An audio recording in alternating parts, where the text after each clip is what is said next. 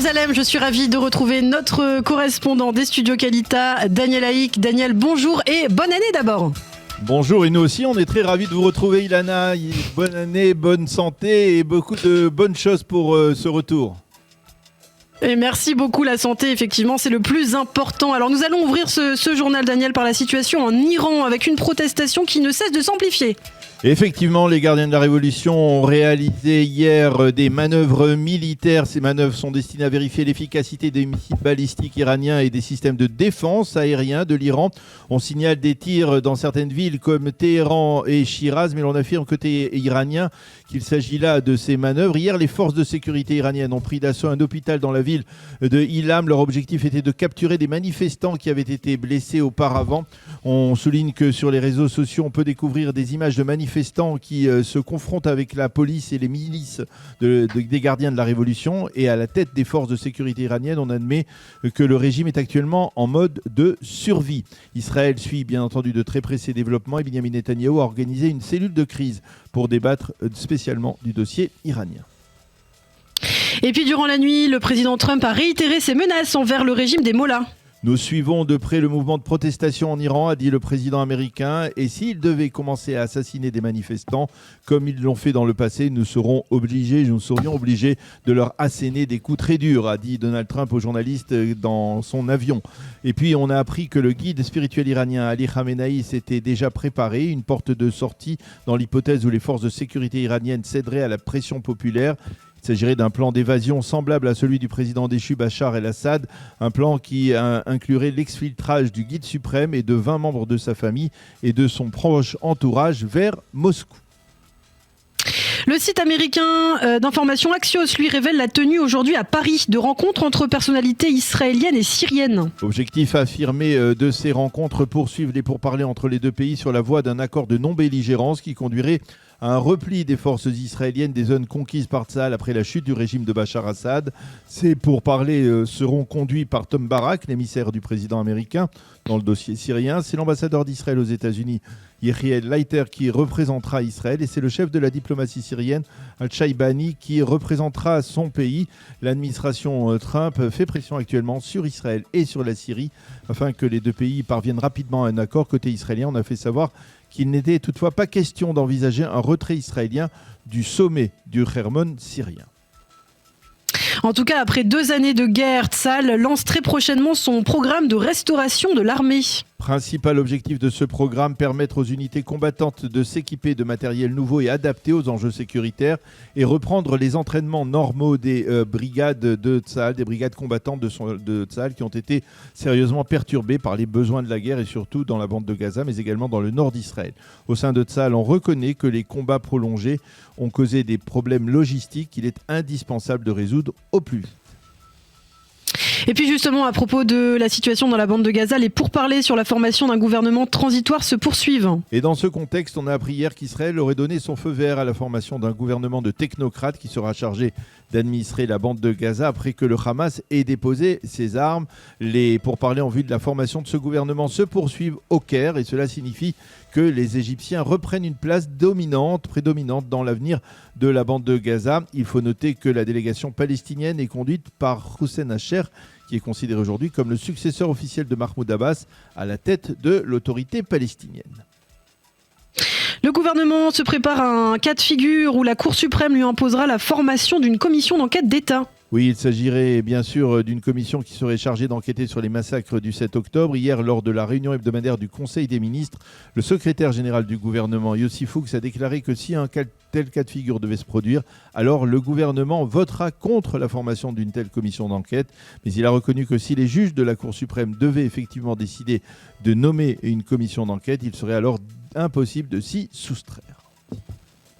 Et puis enfin pour clore ce journal, Daniel, le monde de la justice israélienne est en deuil. En effet, le président du tribunal de district de Be'er Sheva, le juge Beni Sagui, s'est tué hier dans un accident de la route alors qu'il circulait à moto sur l'autoroute numéro 6, l'autoroute Trans-Israël. Le juge Sagui était une personnalité très charismatique et très appréciée dans le monde des tribunaux israéliens. Le président de la Cour suprême, le juge Yitzhak Amit, lui a rendu un hommage appuyé. Le juge Sagui avait 55 ans, il sera inhumé cet après-midi à Tel Aviv.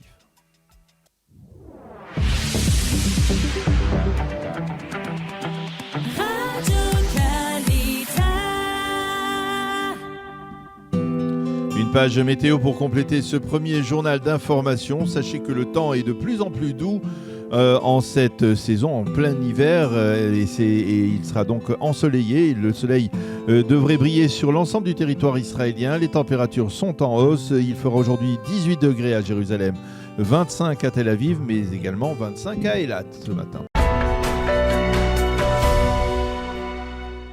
Nous sommes en ligne avec Shraga Blum. Shraga, bonjour. Bonjour Daniel, bonjour aux auditeurs. Merci d'être avec nous ce matin. Nous vous avons sollicité parce que vous êtes Chazan depuis de nombreuses années de la communauté de Lausanne. Vous êtes une des personnalités des leaders de la communauté juive de Lausanne. Cette communauté qui malheureusement a été frappée par le terrible incendie qui s'est produit la semaine dernière à Cran en Montana, qui a coûté la vie à plus d'une quarantaine de personnes. Parmi ces victimes, il y avait 2 jeunes filles juives dont les parents sont originaires de la communauté de Lausanne. Je voudrais que vous nous décriviez d'abord quel est l'état d'esprit qui règne au sein de cette communauté après ce drame. Écoutez, évidemment, c'est un drame énorme, une double tragédie, même triple, puisqu'il y a une fille israélienne aussi qui est parmi les victimes.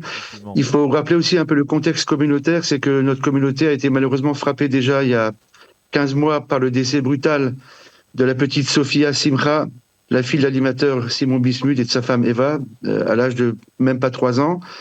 Une tragédie dont on ne s'est pas encore remis, on ne se remettra d'ailleurs jamais. Il y a 3 semaines, une jeune fille ukrainienne de 14 ans dont la famille avait été prise sous l'aile de la communauté est morte dans un accident de voiture.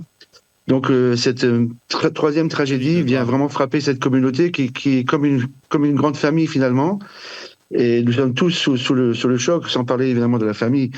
Mais dès l'annonce, on se doutait que Cran est une station qui est très prisée par les Juifs de la communauté de Lausanne. Quand on a entendu cet incendie, on s'est pas dit est-ce qu'il y avait des Juifs parmi les victimes, mais combien. Et malheureusement, on a appris rapidement qu'il y avait ces 2 jeunes sœurs, ces 2 adolescentes, Alicia et Diana, et avec cette torture d'attendre de savoir quel est leur sort. Et finalement, on a eu la confirmation qu'elle compte parmi la quarantaine de victimes. Et c'est vraiment une très grande tragédie pour la famille, évidemment, mais aussi pour la communauté, comme je vous ai dit, qui est une grande famille. Il y a eu tout de suite une mobilisation pour les Teilim et pour l'aide à la famille. Et vraiment, c'est quelque chose qui est très, très, très dur à vivre. Même en étant quelques jours en Israël, loin de la communauté, mon épouse et moi, on ne parle que de ça, en fait.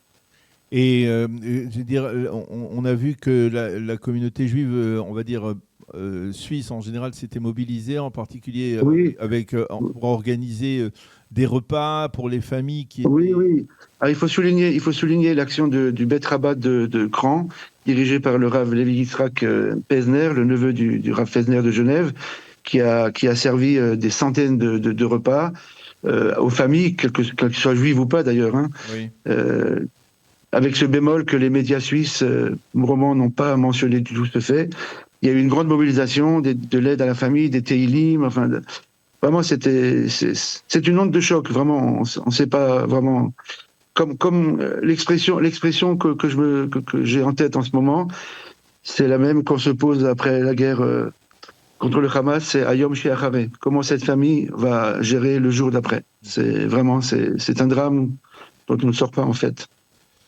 Eh bien, Shraga, merci beaucoup d'avoir accepté de répondre à nos questions. Je veux aussi souligner le rôle du rabbin de Lausanne, le Rav Di Martino, qui est en contact avec la famille, mais vraiment, les messages sont innombrables et on ne peut que souhaiter...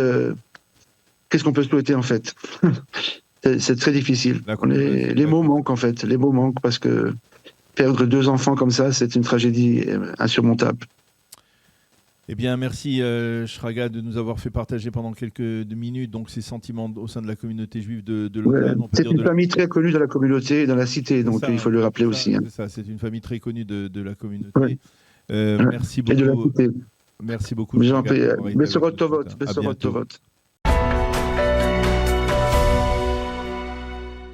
Catherine Perez-Chagdan. Catherine, bonjour, Boker Tov. Bonjour Bokertov, très très très tôt pour l'Angleterre. Oui, je m'excuse et on vous remercie de vous réveiller si tôt de bon matin pour nous donner un peu un aperçu de ce qui se passe actuellement à Téhéran. Vous êtes très informé, vous êtes très proche, bien entendu, des opposants au régime iranien. Vous êtes journaliste, écrivain. Je voudrais vous nous donniez un aperçu de ce qui se passe actuellement, de ce qui s'est passé au cours des 24 dernières heures. Bon, déjà, la première chose que j'aimerais mentionner, c'est que j'ai beaucoup entendu des gens à la télé mentionner le fait c'était une contre-révolution. La chose importante à noter, c'est qu'effectivement, c'est la vraie révolution. Donc, ce qui s'est passé en 1979 était un coup d'État contre le Shah. C'est important pourquoi? Parce que ce régime, cette idéologie que le régime a formulée est complètement étrangère aux Iraniens. Donc, ils ont souffert autant que tout le reste du monde d'ailleurs, parce que malheureusement, le régime a une tendance à exporter son idéologie, qui est fanatique, qui est extrémiste, qui commet des crimes contre l'humanité pour pouvoir enforcer sa loi. Donc, ce qu'on est en train de voir, c'est vraiment, je dirais, la naissance d'un mouvement révolutionnaire qui se veut monarchique. Donc, je sais qu'il y a beaucoup de personnes qui n'ont pas... Alors, on va essayer de décrypter ce que vous venez de dire, c'est très important. C'est la naissance d'un mouvement révolutionnaire. Est-ce que, d'abord, avant d'aller à l'aspect monarchique, est-ce qu'il se passe quelque chose ces derniers jours à Téhéran et dans les autres villes iraniennes qui ne s'est pas produit, par exemple, en 2022, au moment de la révolte après de la précédente révolte? Absolument. Si vous vous rappelez très bien, donc comment il y a quelques années, le mouvement, enfin ces protestes, ces démonstrations sont nées du résultat de la mort d'une jeune femme, Mahsa Amini. Mahsa Amini, oui. Donc la colère était là. Maintenant, ce qu'on voit aujourd'hui, c'est plus de la colère. Je crois que je dirais ce qui est nécessaire pour avoir une très bonne recette révolutionnaire a été fait. Ce qui veut dire que la peur, la notion qu'effectivement on a quelque chose à perdre devant les forces du régime est complètement tombée. Elle a disparu. Elle s'est évaporée, littéralement. Pourquoi? Les gens ont réalisé qu'en fin de compte, passer une seule journée de plus sous ce régime qui est immonde et ignoble, j'aimerais bien le souligner, n'est plus supportable au point ils sont prêts à sacrifier leur vie. Donc on parle pas de djihadisme ou quoi que ce soit, on parle d'un désir de liberté qui est tellement grand qu'on ne peut plus supporter de vivre à genoux. Et ça, c'est très important, parce que ça n'est pas arrivé, ça n'arrive pas facilement. On devrait le savoir, nos histoires, Pessar, etc. Il faut bien sûr briser les sceaux du pouvoir. Donc, ce hold, cette espèce de cercle que Khamenei avait créé contre les Iraniens, s'est évaporé, il a disparu, il n'est plus là. Alors, donc, c'est impossible maintenant de revenir en arrière. Alors, qu'est-ce qui a changé et qui permet justement à ce mouvement de prendre de l'ampleur et d'être défini tel que vous le définissez aujourd'hui comme un véritable mouvement de révolution? Et ma question, je vais l'affûter. Est-ce que c'est lié à ce qui s'est passé en juin dernier? Est-ce que d'une certaine manière, Israël et les États-Unis, en bombardant des sites nucléaires, en bombardant des sites de missiles balistiques, ont commencé à préparer le terrain à cette révolution à laquelle on assiste actuellement? Je dirais oui, avec plusieurs caveats. Ce qui s'est passé avec les 12 jours a permis, en fait, pour moi, c'est comme ça que je le lis, de briser les sceaux du pouvoir de Khamenei. C'est intéressant parce que pendant 12 jours, ça, elle s'est amusée. C'était pas vraiment une sortie de vacances. Mais on bombardait tout ce qu'il y avait à bombarder. On vraiment démontré la force de frappe d'Israël et la volonté de frappe d'Israël de protéger non seulement nous, mais aussi les Iraniens. Quand je dis nous, je parle du monde juif, parce que c'était pas qu'Israël que le Premier ministre Benjamin Netanyahu a protégé, c'était tout le monde juif. Et donc les Iraniens ont vu que oui, effectivement, un tout petit pays du Moyen-Orient, il faut se rappeler qu'on est tout petit, a décidé de se tenir debout et de faire face et de faire tête à un régime qui quand même est énorme, qui est tentaculaire, qui est gigantissime et a gagné. Donc ils se sont rendus compte qu'en fin de compte la taille n'importait pas, que c'était vraiment la volonté. Et je pense que quelque chose a changé psychologiquement. Ensuite, il y a un autre élément qui est venu se rajouter à ça, c'est que Reza Shah, le Crown Prince, l'héritier du pape de Spa, je suis désolée, je parle un franglais très bizarre, a décidé de se lever et de se dire voilà, je me présente comme l'espoir du peuple. Et c'est vraiment ça. Et le peuple s'est rallié derrière lui. Donc je sais, ça ne veut pas dire forcément que la monarchie va prendre. Ce que ça veut dire, c'est que maintenant, ils ont un symbole. Oui. Ils ont un symbole de contre-pouvoir contre l'ayatollah. Et c'est Ouais. très important. Et je pense qu'Israël a donné beaucoup d'espoir, énormément d'espoir. Bien sûr, président Trump, on peut pas faire sans le président Trump, je dirais, a démontré sa volonté d'aider. Bon, il n'a pas trop aidé jusqu'à présent dans le sens que il continue de faire des affaires avec le Qatar et de ne pas forcément faciliter les choses pour les Iraniens. Mais bon, il a quand même promis qu'il serait là si quelque chose se passait et qu'il ne permettrait pas au régime de massacrer ces gens. Ce que le régime n'a pas fait. Alors, c'est l'aspect monarchique que vous avez évoqué, c'est-à-dire avec Reza Pahlavi, c'est quelque chose de nouveau parce que jusqu'à présent, dites-moi si je me trompe, on avait le sentiment que justement les précédents mouvements de protestation, ils avaient été affaiblis par une forme de division interne. Aujourd'hui, c'est bien Reza Pahlavi qui est la figure de proue de la protestation ? Oui et non. Alors, ce qui s'est passé, c'est que dans le passé, je pense que les Iraniens eux-mêmes, donc voulaient changer les choses, mais il n'y avait pas, je crois qu'il n'était pas arrivé. Une révolution ne se fait pas en une journée.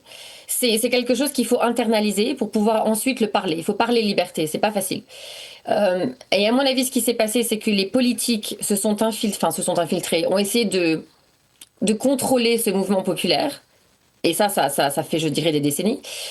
Et donc, on a bien vu ce qui s'est passé. On s'est retrouvés devant des divisions, des gens se fâcher, s'énerver, parce qu'il y avait un programme politique. Une révolution, même si c'est une déclaration politique à la base, c'est aussi un mouvement qui se veut et qui doit se vouloir organique et populaire. Et ça veut dire qu'il faut qu'il y ait une figure, qu'il y ait un symbole national qui permette de rallier les gens derrière quelque chose.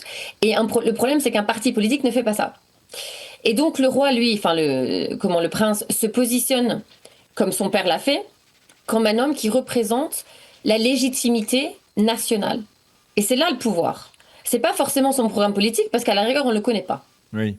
Mais le fait, c'est un symbole national, je dirais même, qui existe au dehors et malgré toutes les différences qui puissent représenter l'Iran. Il ne faut pas oublier non plus qu'il y a beaucoup d'ethnicités, il y a beaucoup de religions, il y a beaucoup de choses qui séparent les Iraniens. Donc le prince, lui, en tant que prince, effectivement, arrive à ramener des gens qui autrement ne se parleraient pas, arrive à inspirer une nation entière et la diaspora en disant, voilà, nous, ce qu'on veut avant tout, c'est la liberté. C'est pouvoir respirer librement, sans être forcé à être ramené à la mosquée avec des bâtons, sans avoir les femmes se faire taper dessus parce qu'elles ont décidé de montrer une mèche de cheveux, sans avoir quelqu'un qui vous explique comment vous habiller, comment manger, comment se lever, comment respirer, comment faire n'importe quoi. C'est atroce. J'ai été en Iran. L'obscurantisme est tellement suffocant que la lumière n'est plus là. Donc bien sûr, il y a toujours le soleil, oui, on peut allumer la lumière. Mais la vraie lumière, elle n'est pas là. Les gens ne peuvent plus supporter cet état de vie. Est-ce que Reza Pahlavi, on le sait, il a vécu aux États-Unis depuis la destitution de son père il y a plus de 45 ans, donc c'est un démocrate. Est-ce que s'il devait revenir au pouvoir, il reviendrait sous forme de roi, de Shah d'Iran, ou alors sous forme de leader d'un pays démocrate? C'est une très bonne question. Mais j'aimerais avancer une théorie qui est possible. Bien sûr qu'il est l'heir légitime de son père. On est bien d'accord. Maintenant, c'est sa maman qui est régente. Ah oui. Donc, ce qu'on pourrait voir, et ce qui est très possible, et n'oubliez pas que quand même, cette révolution a été faite par les femmes, à la base. Oui. Et donc, il serait très possible parce qu'il va falloir qu'il y ait une transition, qui se place. Et si on retourne à la Constitution, parce qu'il faut quand même qu'il y ait une certaine légitimité constitutionnelle, parce que son pouvoir, il vient de quelque part. Donc la Constitution est très très claire. Le prince n'est que prince et n'a aucun pouvoir jusqu'à temps qu'il soit couronné sur Téhéran. Donc ça peut pas se faire maintenant et ça va pas se faire demain matin non plus. Donc pour le moment, c'est sa mère qui est régente. Mais je parle du principe. C'est-à-dire les Iraniens, est-ce qu'ils sont prêts à échanger un régime islamiste intégriste des ayatollahs pour un régime monarchique et il faut bien souvenir, le Shah d'Iran à l'époque, ça n'a pas été toujours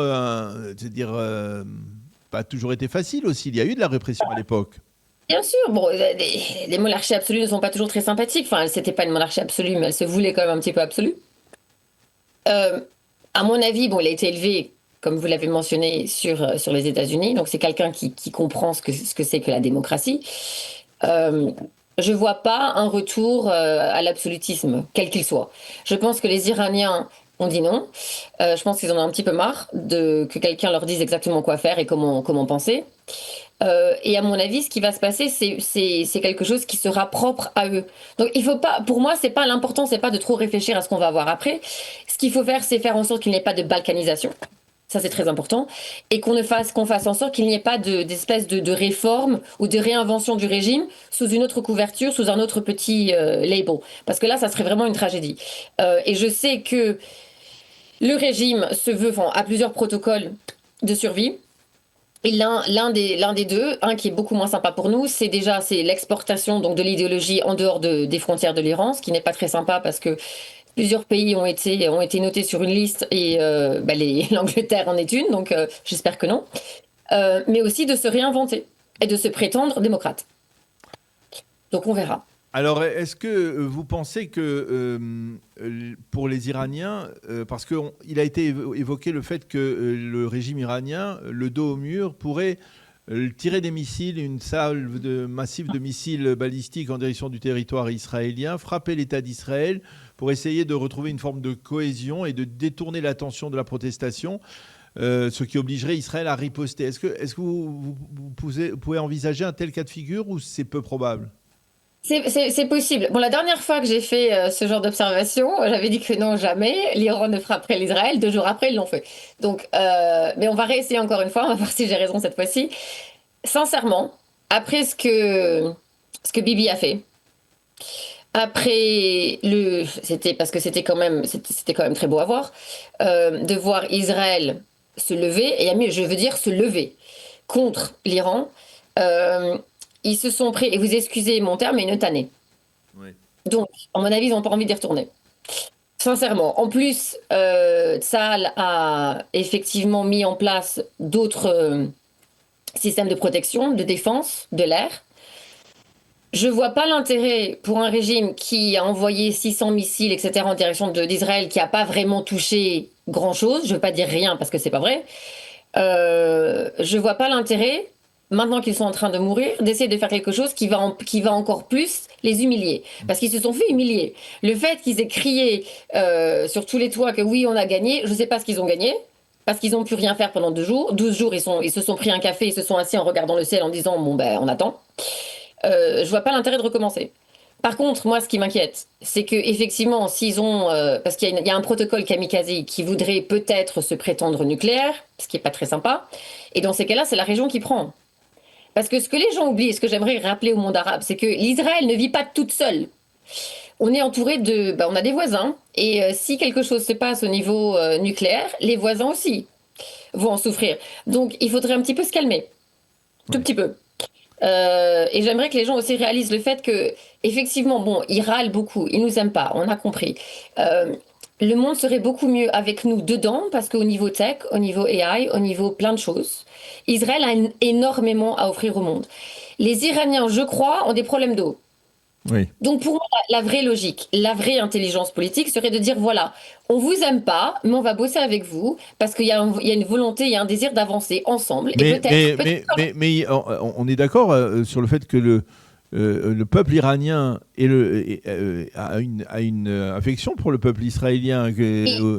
On est d'accord là-dessus. Oui, on est d'accord. Maintenant, ça dépend de quelle démographique. C'est ça, il faut quand même être réaliste et pragmatique. C'est que oui, bon, maintenant, dans les rues, beaucoup nous aiment. Parce qu'ils nous ont vus en tant que la seule solution, parce que personne d'autre n'est venu. Il n'y a eu personne.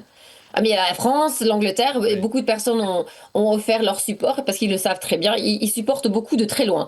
Il y a quand même qu'Israël qui a décidé de dire, voilà, ben nous, on y va. Donc, si vous voulez, bien sûr qu'ils nous aiment, c'est très bien. On est très contents, on a une histoire qui est en commun, on ne va pas la rappeler. Le problème que j'ai, le souci que j'ai, c'est que quand même, on parle de 45 ans oui. de bourrage de crâne. Oui. Ça sera et donc, s'imaginer que demain matin, la haine du juif va s'échapper, ou moins s'estomper ou même se fondre sous le soleil, ça serait un petit peu illogique. Ça serait très dangereux d'ailleurs. Donc, à mon avis, ce qu'il faut qu'on réalise, c'est que oui, il y a toute une démographie, une section de la population qui est très jeune, qui ont été nourris sur la haine du juif et qui effectivement, même si parce que maintenant tout de suite leur intérêt est avec nous, est avec Israël. Donc bien sûr qu'ils vont sortir les drapeaux, ils nous aiment énormément. Moi ce que j'aimerais savoir, qu'est-ce qui se passe demain matin? Et on a eu notre histoire est pleine d'histoires comme ça, où quand on est utile, on nous aime, quand on l'est moins, eh ben on veut nous tuer. Bon, eh bien, on va mettre pour l'instant de côté cette question. C'est une question importante, mais je pense qu'on aura le temps de la reposer peut-être dans un avenir proche, effectivement, surtout si le régime des Mollahs est destitué dans les prochaines semaines ou dans les prochains mois. En tout cas, merci beaucoup, Catherine Perez-Chagdan, d'avoir été avec nous ce matin, de nous avoir permis de mieux comprendre en fait, ce qui se passe actuellement en Iran. Merci, Catherine, d'avoir été avec nous. Bonne journée, à bientôt. Au revoir. Bye bye. Merci de vous être levé de bon matin alors que vous êtes à Londres. Merci encore une fois.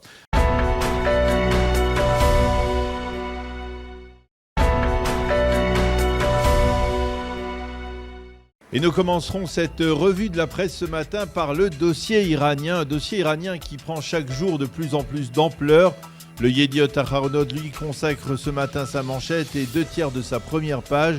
Secousse iranienne au pluriel, titre le journal qui a choisi pour illustrer ces turbulences en Iran de nous montrer une photo d'une manifestation des opposants iraniens en exil hier sur l'esplanade du Trocadéro à Paris. Et en sous-titre, le Yediot Aharonot explique que le régime des Mollahs a de plus en plus de mal à contenir les manifestations massives des opposants iraniens. Et l'on reconnaît que les autorités iraniennes sont actuellement en situation précaire de survie face aux protestations. À Téhéran, on accuse les États-Unis et Israël d'être responsables de cette situation et l'on affirme qu'ils provoquent le chaos dans le pays pour masquer l'échec de leur offensive de juin dernier. Fin de citation. Et le Maariv nous fait d'ailleurs partager ce matin l'éditorial de Ramin Parsa, un opposant au régime des Mollahs. Dans cet éditorial, Ramin Parsa affirme qu'il sera impossible pour le régime actuel de juguler l'actuelle protestation. Je suis plus optimiste que jamais, plus convaincu que jamais que la fin du régime des ayatollahs est proche et même si cela ne se produira pas tout de suite, c'est déjà le début de la fin. Le régime iranien a perdu toute légitimité et il se débat dans d'énormes difficultés. Et les événements au Venezuela avec la chute de Maduro ont dopé les opposants au régime qui sentent qu'ils touchent presque au but, affirme donc Ramin Parsa dans cet éditorial dans Le Maariv. Et puis les quotidiens israéliens continuent de se pencher sur la capture de Maduro par l'administration Trump. Et ce matin, c'est Nadav Eyal qui nous propose une analyse détaillée de la démarche américaine et de ses répercussions sur différentes zones à travers le globe. Pour Nadav Eyal, l'arrestation de Maduro est une excellente nouvelle car elle fait trembler une série de dictateurs qui se considéraient comme infaillibles et intouchables. De facto, Donald Trump a réussi en 4 heures avec le Venezuela ce que Vladimir Poutine n'a pas réussi en 4 ans avec l'Ukraine. Les ayatollahs regardent cela avec une profonde inquiétude et ils tremblent d'être les prochains sur la liste du président américain. Nadav Eyal parvient à la conclusion que les changements qui sont en train de se produire pourraient modifier la carte des Proches et Moyen-Orient pour de nombreuses années. Et puis ce matin, Nahum Barnea nous propose comme éditorial une réflexion qui peut paraître légèrement incohérente. Barnea écrit que Donald Trump n'a pas le moindre respect pour les démocraties. Certes, écrit-il, Maduro était un dictateur corrompu, mais ce n'est pas pour cela que Donald Trump l'a kidnappé avant de l'incarcérer à New York. Et c'est parce que Maduro a eu le malheur de croire qu'il était un leader d'un État souverain. La conclusion pour Nahum Barnea, c'est que rien ne nous prouve que le moment venu, Donald Trump n'agira pas de la même façon avec l'État d'Israël. Et je me permets de rajouter que Barnea écrit cela moins d'une semaine après que le président américain Donald Trump ait couvert d'éloges, on s'en souvient, Binyamin Netanyahou lors de leur rencontre à Mar-a-Lago en Floride. Comme quoi, le papier supporte tout de même une chose et son contraire. Dans la page éditoriale du Yediot Aharonot, un autre dossier est débattu, celui de l'immigration arabe en Europe. Zeev Abrahami nous parle ouvertement de ce qu'il appelle l'épidémie que l'Europe tait pour l'instant. Et cette épidémie, c'est celle des agressions sexuelles au cours des 10 dernières années sur le continent européen par les immigrants légaux ou illégaux. Zeev Abrahami nous cite le cas d'une jeune femme qui a décidé de quitter Malmö en Suède parce qu'elle ne s'y sentait plus en sécurité. Elle s'est installée à Berlin et maintenant, même à Berlin, elle se dit effrayée à l'idée de sortir dehors la nuit dans certains quartiers. Et donc il écrit ce matin, tout le monde sait pertinemment que le pourcentage élevé d'immigrants parmi les agresseurs sexuels existe, mais personne n'ose en parler ouvertement de crainte d'être accusé de racisme. La manchette du Israël Hayom est consacrée ce matin à la politique intérieure avec de nouvelles pressions de la part des partis orthodoxes. L'objectif des partis Chasse et Judaïsme de la Torah est de faire passer au plus vite la fameuse loi sur l'enrôlement des élèves des yeshivot. Le parti Chasse s'est fait menaçant hier et a déclaré que si la loi n'était pas votée, Chasse ne soutiendra pas le vote du budget de l'État qui doit intervenir avant le mois de mars. Quant à Yitzhak Goldknopf, le leader du judaïsme de la Torah Ashkenaz, il a comparé tout simplement les sanctions qui doivent être imposées aux réfractaires à l'enrôlement à l'étoile jaune que les nazis avaient imposée aux juifs durant la guerre. Terrible comparaison. Et pour illustrer cette tension politique, le journal nous montre une photo d'une manifestation de protestation relativement modeste des orthodoxes où l'on voit 3 ou 4 orthodoxes bloquer la circulation sur une artère de Jérusalem et des policiers tentant de les déloger. Et puis ce matin, le site Ynet cite en évidence les déclarations faites par plusieurs rabbins orthodoxes contre l'enrôlement des élèves des yeshivot, des déclarations qui ont été faites après la libération de 2 élèves de yeshiva réfractaires au service militaire. Un rassemblement a été organisé pour les accueillir et l'un des rabbins présents, le Rav Menachem Tzvi Berlin justement, a osé comparer ceux qui prônaient l'enrôlement à l'armée nazie. Et ils ne sont pas meilleurs qu'Hitler, a dit le rabbin. Et un autre rabbin, le Rav Shlomo Yedidia Zafrani, a affirmé que lorsqu'un élève de yeshiva étudie la Torah, les lois de l'État ne le concernent plus.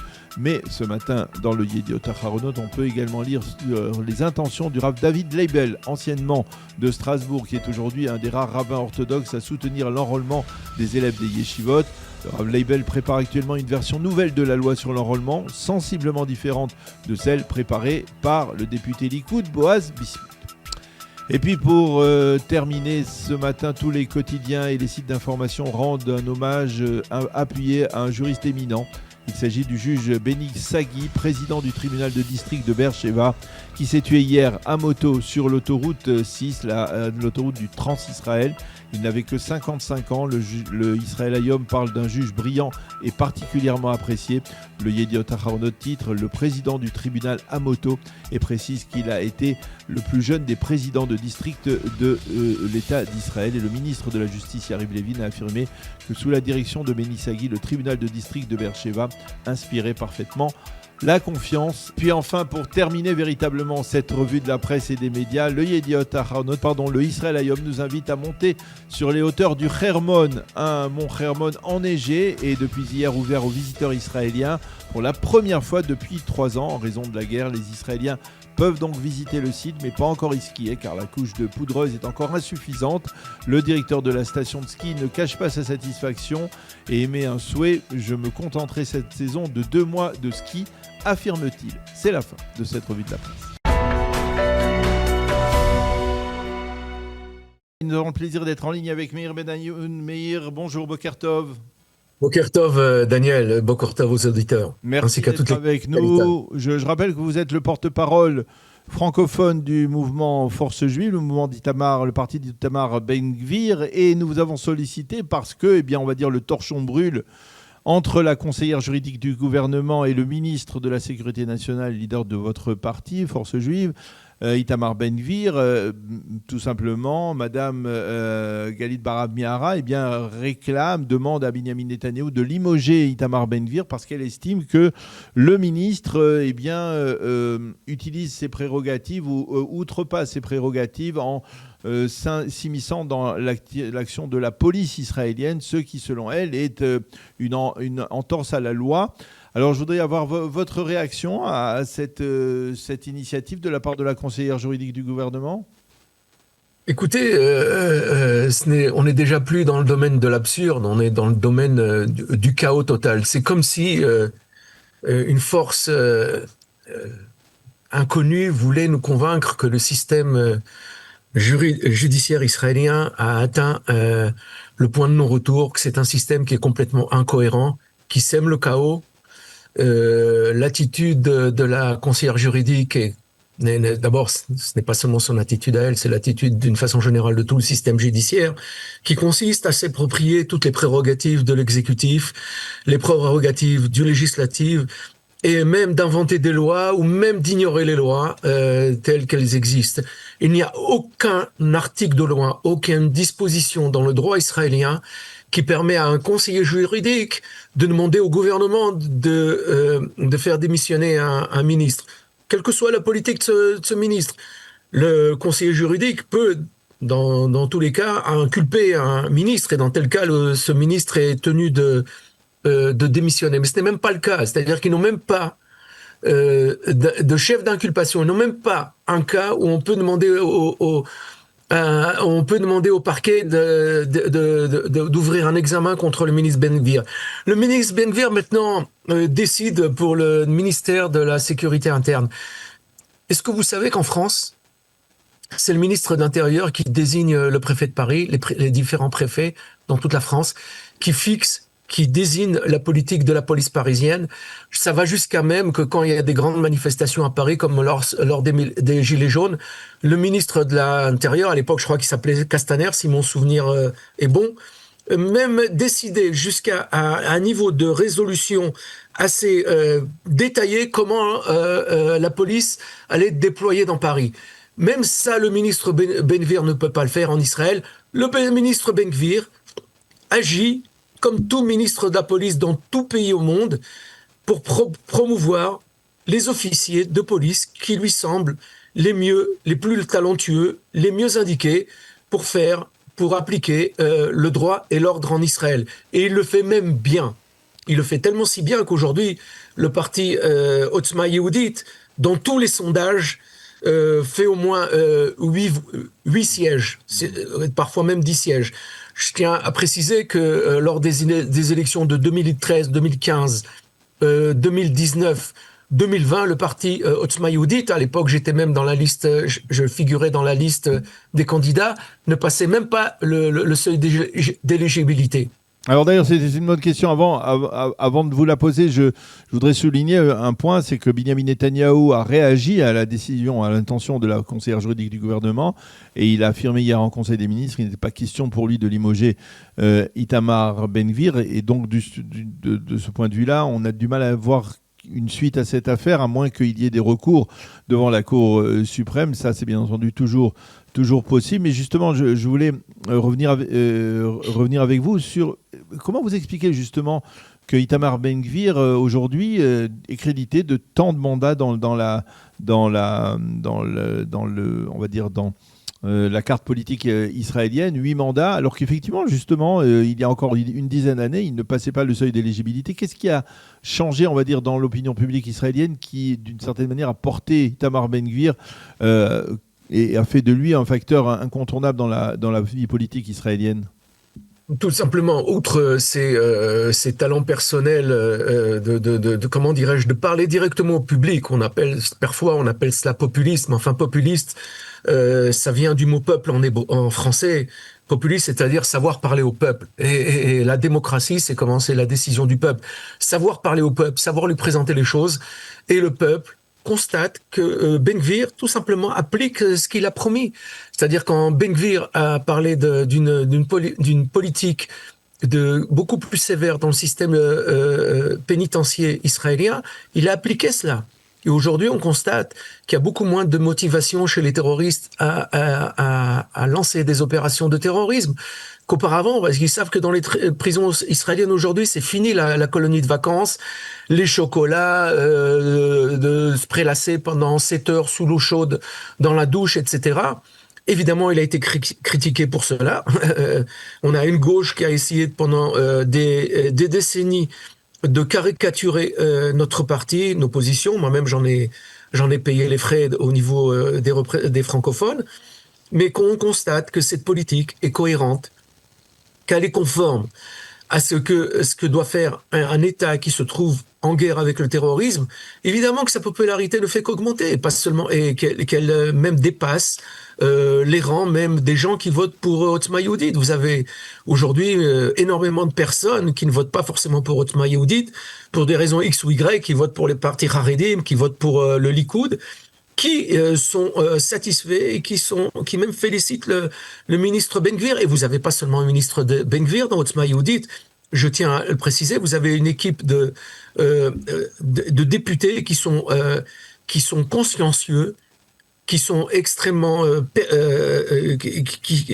qui font énormément d'efforts. Oui, en particulier Israq Vatzer-Olf, qui est le ministre du développement du Negev et de la Galilée, qui, d'après, on va dire, les élus locaux, eh bien, ils sont extrêmement satisfaits de la coopération qui existe entre son ministère et on va dire, les pouvoirs locaux régionaux là-bas.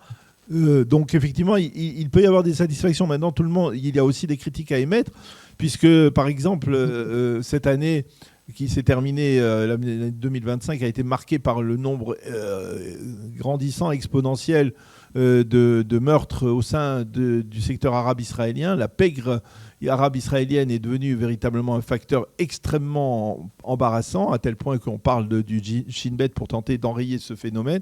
Et là-dessus, on voit que la police et Itamar Ben-Gvir, malgré toute sa bonne volonté, eh bien, n'est pas parvenu à enrayer ce phénomène. Et pour enrayer ce phénomène, il fallait employer les grands moyens. Et les grands moyens, le système judiciaire israélien, par le truchement de la personne de la conseillère juridique du gouvernement, a empêché que la police emploie les grands moyens. Le Shabak aussi n'a pas voulu. Maintenant, il se trouve que le Shabak était intéressé à ce qu'il y ait de l'argent volé, de l'argent de l'État, qui soit distribué à des milieux de délinquants, de criminels, des grandes familles de la pègre arabe en Israël. Je tiens à préciser qu'il y a eu une enquête qui a été effectuée récemment par Arutz 14 qui dévoile cela. Le Shabak n'était pas intéressé à ce qu'il y ait un contrôle sur les budgets des différents ministères qui sont alloués aux localités arabes, qu'on sait que les familles du crime profitaient de cet argent. Le Shabak espérait ainsi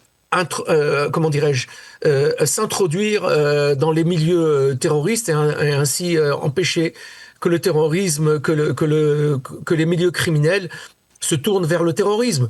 Maintenant, depuis quelques semaines, on a un nouveau directeur du Shabak, par la personne du général David Zini, qui lui a compris le danger que représentaient les familles du crime, et maintenant le Shabak est rentré dans la danse. Mais c'est très récent. Je veux dire, ça n'a fait qu'empirer ces dernières années. Ça n'a fait qu'empirer.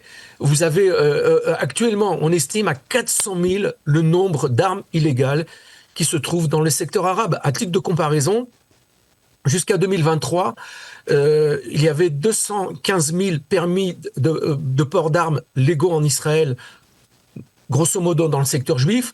Depuis que le ministre Ben-Gvir est arrivé au ministère de la Sécurité interne, à peu près 240 000 permis ont été distribués, ce qui fait aujourd'hui 450 000 personnes qui détiennent des armes de poing pour la plupart du temps. Mais quand vous avez 400 000 armes illégales qui sont détenus dans le secteur arabe, et que c'est seulement récemment qu'on fait que des descentes de police systématiques sont faites pour récupérer, et ce sont des armes de guerre, des M16, des mitrailleuses de type MAG, des balles de toutes sortes. On trouvait encore ce Shabbat, une voiture a été arrêtée avec des lance-roquettes de type Low.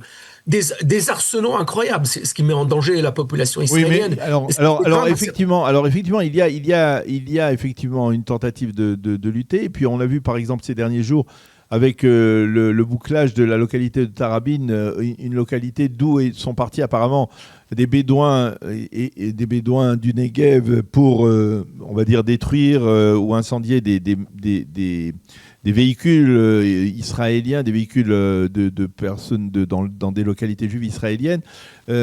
Malgré tout, on voit que Itamar Ben-Gvir a beaucoup de boulot et que parfois c'est pas facile. Il n'obtient pas, on va dire, les résultats espérés. On peut pas les obtenir du jour au lendemain. Là, on parle de 40 ans de négligence dans le Negev. Rien que dans le Negev, aujourd'hui, il y a à peu près 300 000 Bédouins. On parle de 100 000 armes de guerre illégales qui se trouvent en possession des Bédouins du Negev.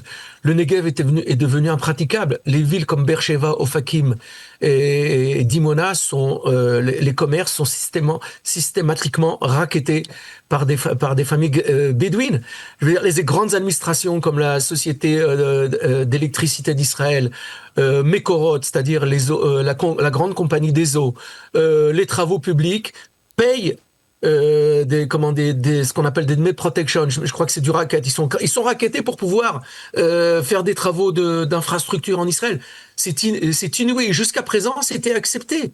C'était accepté par le gouvernement. Et est arrivé Ben Gvir et dit maintenant on arrête cela. Il a investi la ville de Tarabin. Vous savez combien il y a de foyers à Tarabin? Il y a 2000 foyers. Vous savez combien de foyers payent l'électricité à Tarabin? 0. 80 seulement. Ça a été révélé par le chef de la police, Monsieur Lévy, l'intendant Lévy. Vous savez combien de familles payent la Arnona, c'est-à-dire les impôts locaux à Tarabin et dans tout le secteur bédouin? Aucun. Vous savez combien le secteur bédouin contribue des adhésions au Bitoire Lomi? 2%. Ouais. 2% par rapport à une population du même nombre dans le reste du pays d'Israël. Combien en reçoivent-ils par rapport à une population du même nombre en Israël? 90%. La polygamie, qui a été acceptée, pourtant il y a des lois qui interdisent la polygamie. Il y a je me rappelle, il y a quelques années, il y a un jeune, il y a un Olé de France qui est décédé en prison, qui a été condamné pour polygamie à 20 ans de prison. Daniel, je me rappelle plus son nom de famille. C'est pas important. Ouais, enfin c'est pas important. Je veux dire, ça a été une véritable tragédie. Aujourd'hui, la polygamie est pratiquement acceptée dans le secteur bédouin, et même le Bitoire Leumi finance les différentes épouses, les enfants, etc. À tel point qu'il y a plus de polygamie dans le secteur bédouin d'Israël que dans les pays arabes, que même en Arabie Saoudite. C'est absurde. Donc effectivement, on le voit, on le comprend. Il y a effectivement beaucoup de défis pour Itamar Ben-Gvir. Là, on approche, il faut bien l'avouer, d'une période électorale. En tout cas, merci beaucoup, Meir Ayoun, de nous avoir expliqué en particulier la relation complexe entre la conseillère juridique du gouvernement et Itamar Ben-Gvir. Itamar Ben-Gvir devrait rester au moins jusqu'aux prochaines élections à son poste de ministre de la Sécurité nationale. Merci beaucoup d'avoir accepté de répondre à nos questions ce matin, Meir. À bientôt. Merci, bonne journée, Daniel, et merci beaucoup. Et bonne journée à tous les auditeurs de Kalita. Protéger le ciel israélien pour quelques dollars par interception, c'est désormais possible. Le ministère de la Défense a livré à Tsahal la première version opérationnelle du système laser Or-Etan, également connu sous le nom de rayon de fer. Le système a été développé par le géant de l'industrie militaire israélienne Rafael. Or-Etan repose sur une technologie de laser de forte puissance. Contrairement au système d'interception classique, aucun missile n'est tiré et un faisceau laser est dirigé vers la cible, chauffe sa structure et la neutralise en quelques secondes. Le système est conçu pour intercepter des roquettes, des obus de mortier et des drones à courte et moyenne portée. Or-Etan vient compléter les dispositifs de défense déjà existants. Son principal atout est bien entendu économique. Chaque missile d'interception coûte des dizaines de milliers de dollars. Un tir laser, lui, ne coûte que quelques dollars d'électricité, moins de 2 dollars, soit environ 7 shekels. Des milliers de shekels d'économie donc à chaque tir. Le système offre également une réactivité immédiate et une capacité d'interception élevée avec une précision extrême. Mais ce système a aussi ses limites. Le laser est sensible aux conditions météorologiques, notamment au brouillard, à la pluie ou à la poussière. Et il concerne pour le moment uniquement des menaces de courte et moyenne portée. Sur le plan industriel, le projet est présenté comme une réussite stratégique. Il a été mené par la direction de recherche et développement du ministère de la Défense avec Rafael comme maître d'œuvre et Elbit System pour la technologie laser. Le coût de fabrication exact n'est pas connu. Il est toutefois estimé à plusieurs millions de dollars par système et compte tenu d'une portée d'environ 10 km par les heures, une couverture complète du territoire israélien nécessiterait donc un investissement de plusieurs milliards de dollars.